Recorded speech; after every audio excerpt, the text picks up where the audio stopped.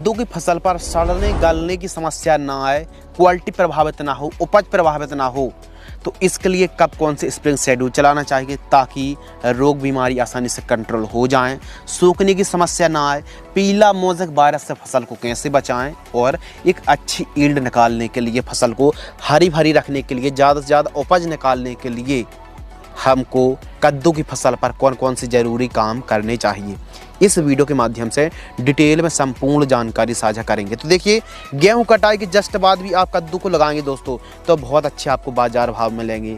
या फिर बरसात के दिनों पर आप कद्दू की खेती कर रहे हैं और अभी पर्सनली कद्दू की खेती जो किसान भाई सर्दियों के दिनों पर कर रहे हैं, तो बे फार्मर्स भी काफ़ी अच्छी कमाई कद्दू की फसल से कर सकते हैं। बहुत अच्छी पैदावार होती है। तो देखिए, एक अच्छी पैदावार है, कम लागत है और कमाई भी बहुत अच्छी है। तो कद्दू की फसल पर एक दो समस्याएं, तो खासकर मोज़ेक वायरस आता है, पीला mosaic virus, yellow mosaic virus. तो इसको तो पहले तो आपको रेजिस्टेंस वैरायटी लगाएं, जो नाम बतला रहे हैं। यह वैरायटी काफ़ी हद तक सहनशील वैरायटी है पीला मोज़ेक वायरस की। इसके अलावा आपको proper thrips, mites, white fly की स्प्रेइंग शेड्यूल चलाना पड़ेगा। यानी जो स्प्रेइंग है वो हर हफ्ते 10 दिन में आपको हल्की फुल्की दवाओं के स्प्रे लेने पड़ेंगी, जो खासकर थ्रिप्स, माइट्स, वाइट फ्लाई के लिए होंगे। तो जो किस्में हैं दोस्तों, वो नंबर 1 पर हमने रखी है महिको की माही 3 के नाम से आती है, VNR की अनुज के नाम से आती है। यह जो अनुज है, इसके फल का साइज आप वीडियो पर देख सकते हैं, बहुत ही अच्छी पैदावार देखने के लिए मिलती है। सकाटा की जो आती है, नकुल के नाम से आती F1। इसके अलावा ईस्ट वेस्ट की EW 137 जो F1 वैरायटी है, ये भी बहुत लाजवाब वैरायटी है। सभी की सही वैरायटी लगाकर देखी है, सब एक से बढ़कर एक हैं। इसके अलावा डॉक्टर सीड्स का जो विराट के नाम से आता है, डॉक्टर सीड्स प्राइवेट लिमिटेड का विराट F1 के नाम से आता है। जो विराट है ना डॉक्टर सीड्स का, इसका उत्पादन भी विराट ही है। इसके अलावा जो SW 1001 कद्दू है दोस्तों, जी हाँ, US एग्री सीड्स की SW 1001 की टक्कर पर या तुलना पर कोई नहीं है। यानी बहुत अच्छी पैदावार देखने के लिए मिलती है। काफ़ी फार्मर्स इस वैरायटी को लगाते भी हैं और 5-6 वैरायटी सब एक से बढ़कर एक किस्में हैं, उत्पादन बढ़िया है, प्रोडक्शन बढ़िया है। तो इन किस्मों को आप लगाइए, बढ़िया प्रॉफिट कमाइए और आपको ज़्यादा सोचने की ज़रूरत नहीं है दोस्तों, ज़्यादा आपको इंतज़ार करने की आवश्यकता नहीं। कद्दू की खेती कर रहे हैं तो ज़्यादा वीडियो देखने की आवश्यकता नहीं है, इन किस्मों को आप लगाइए।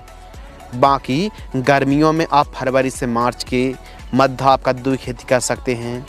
बरसात के लिए जुलाई अगस्त का महीना है।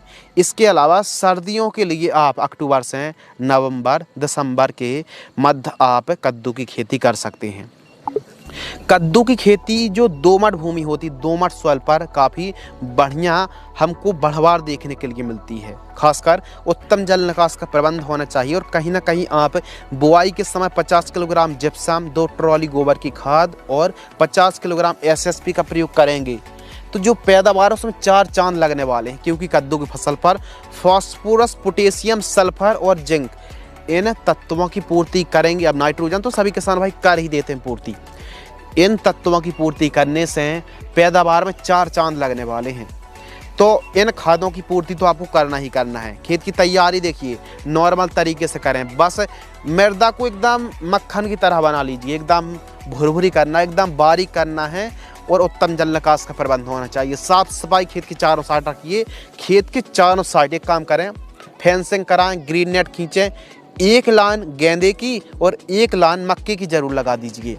और बीच बीच में फल मक्खी के लिए फल मक्खी वाले fruit fly trap, thrips, white fly के पीले और नीले ट्रैप, इनको लगा दीजिए। आधा काम तो ये हो गया। आधा काम बचा स्प्रेइंग का, कि प्रॉपर हम स्प्रेइंग शेड्यूल चलाएंगे तो जो रोग आने वाले हैं उनको कंट्रोल करने के लिए देखिए कुछ ना कुछ तो हमको स्प्रेइंग करना पड़ेगा। तो स्टार्टिंग पर नीम ऑयल का स्प्रे कर सकते हैं, फिश ऑयल का स्प्रे कर सकते हैं, इमीडाक्लोप्रिड है, थाइमेथॉक्सोम है और आपका डाइक्लोरोवास 76% EC, इनका स्प्रे आप करते रहें। चलिए आगे बढ़ते हैं। तो इन किस्मों को आप लगा सकते हैं दोस्तों। कद्दू की फसल पर 15 से लेकर 38 डिग्री सेल्सियस तक का टेम्परेचर पर यह फसल सर्वाइव कर जाती है। अब सिंचाई के साधन अच्छे हैं तो गर्मियों के दिनों पर कद्दू को आप लगा सकते हैं। बाकी बरसात पर भी अच्छी कमाई कर सकते हैं। 1 एकड़ पर 500 ग्राम से लेकर 700 ग्राम सीड्स की रिक्वायरमेंट पड़ेगी। अब डिस्टेंस को कम ज़्यादा करेंगे तो पैदावार जो है या फिर क्वांटिटी सीड्स की वो कम और ज़्यादा भी होगी। तो कहने का मतलब ये है कि निश्चित क्वांटिटी पर निश्चित सीड्स की मात्रा आपको लेना है। और प्लस यदि आप साधारण तरीके से खेती कर रहे हैं, कद्दू के जो फल हैं खासकर बरसात के दिनों पर क्वालिटी प्रभावित ना हो दोस्तों, तो इसके लिए मल्चिंग पेपर 25 माइक्रोन का मल्चिंग पेपर आप लगा सकते हैं। अब मल्चिंग लगा रहे हैं तो 16 mm ड्रिप बीज लगा दीजिए। बाकी बीज उपचार जरूर करें। बीज उपचार करने से जर्मिनेशन और सूखने की समस्या नहीं आती है। इसके लिए ट्राइकोडर्मा से 1 किलोग्राम बीजों को 5 से 7 ग्राम ट्राइकोडर्मा लेकर के उपचारित कर दीजिए। कद्दू को आप बेड में लगाइए। बेड की चौड़ाई 2.5 फीट, बेड से बेड की दूरी 6 फीट और बेड की ऊंचाई 1 फीट रखनी चाहिए। जो सिंचाई है, देखिए गर्मियों के दिनों पर 7 से 8 दिनों के अंतराल पर आपको सिंचाई करनी पड़ेगी, जबकि टपक सिंचाई से ड्रिप इरिगेशन से आपको 2-2 दिनों के अंतराल पर 2 घंटे सिंचाई कर सकते हैं। नेमेटोड्स के लिए देखिए इसमें भी नेमेटोड्स की समस्या आती है, तो इसके लिए आप एक काम कर सकते हैं कि गेंदे की 2-4 लाइन लगा दीजिए सिंपली, और 2-2 बीज की 2-2 सीड्स की आपको बुआई करनी है प्रति गड्ढे पर। जरूर नहीं कि आपको दोस्तों प्लांट तैयार करना है, डायरेक्ट फील्ड पर 2-2 सीड्स की बुआई कर दीजिए। पौधे से पौधे की दूरी आपको 3 फीट रखनी चाहिए और लाइन से लाइन की दूरी सेंटर की दूरी 5.5 से 6.5 फीट रखनी चाहिए।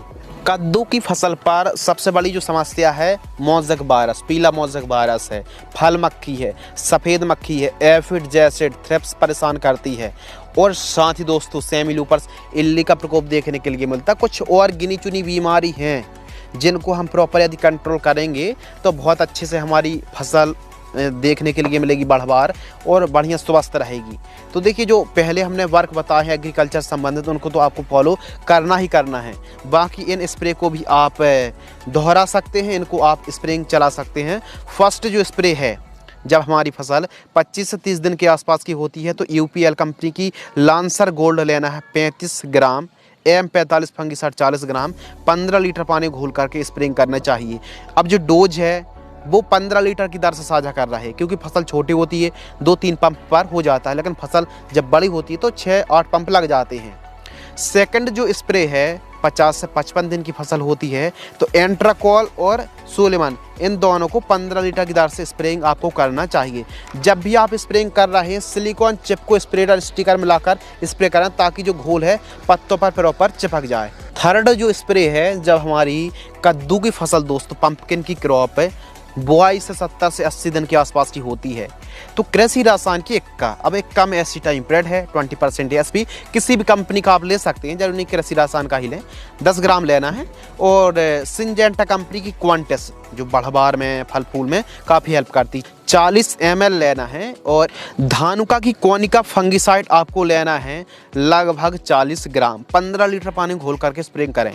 फोर्थ जो स्प्रे है 100 से 120 दिन के आसपास की फसल होती है तो स्वाधीन फंगिसाइड और प्रोक्लेम का स्प्रे करना आपको चाहिए 15 लीटर की दर से।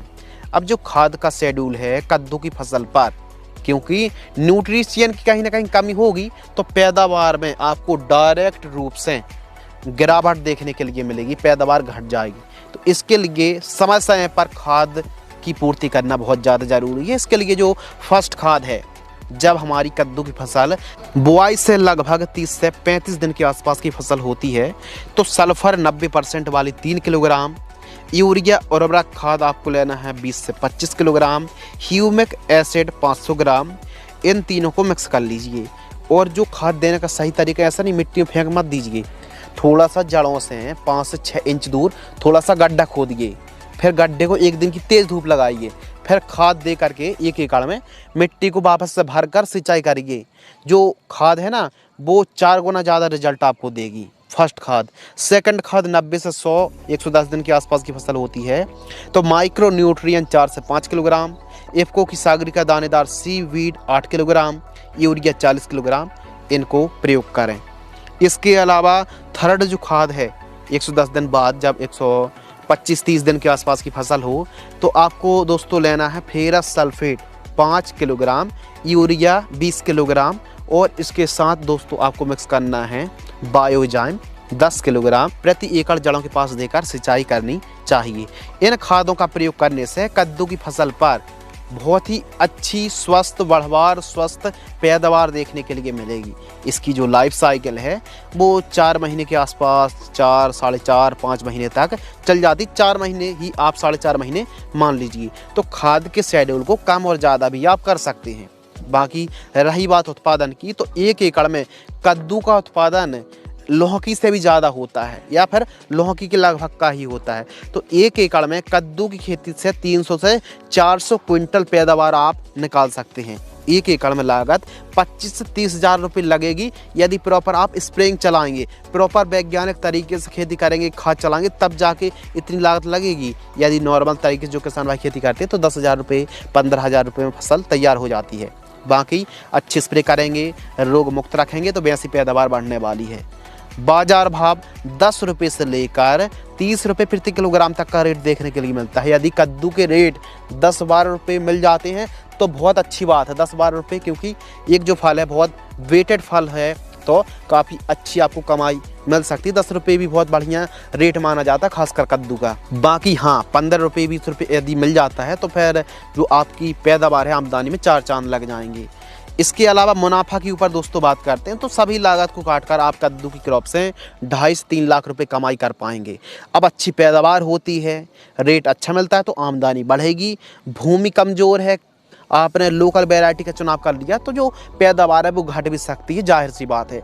तो उत्पादन काफ़ी ज़्यादा फैक्टर पर डिपेंड करता है, काफ़ी विषयों पर, काफ़ी चीज़ों पर यह चीज़ डिपेंड करती है। यदि आपने अच्छी किस्म लगाई है तो पैदावार अच्छी मिलेगी। आपकी भूमि हल्की है और फिर आपने खाद भी बहुत अच्छे से नहीं दी तो पैदावार घट सकती है। तो इसीलिए एकदम अच्छी भूमि पर, उपजाऊ दोमट भूमि पर खेती करें, अच्छी वैरायटी का चुनाव करें और सही समय पर सही स्प्रे, सही खाद देना बहुत ज़्यादा ज़रूरी है। इन चीज़ों की पूर्ति आप करेंगे तो पंपकिन क्रॉप से, कद्दू की खेती से काफ़ी अच्छी कमाई आप कर सकते हैं। यदि आपको दोस्तों यह वीडियो पसंद आती है तो वीडियो को आप लाइक करें। और हाँ, यदि आपके पास बजट है कि कद्दू का जो फल है ना, खासकर ऑफ सीजन पर या फिर बरसात पर, जो कद्दू का फल यदि हम नॉर्मल तरीके से खेती करते हैं तो कद्दू का फल नीचे से ख़राब होने के चांस रहते हैं। तो इसके लिए मल्चिंग पेपर बिछवा के भी खेती कर सकते हैं।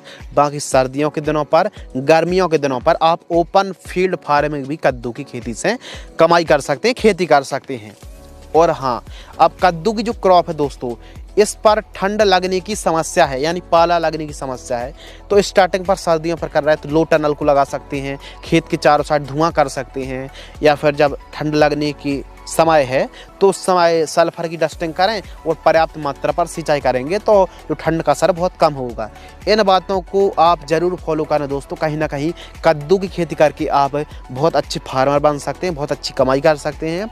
वीडियो से संबंधित आपके मन में कोई भी डाउट्स है तो कमेंट सेक्शन खाली है, कमेंट्स आप ज़रूर करें। वीडियो को आपने अंत तक देखा, वीडियो को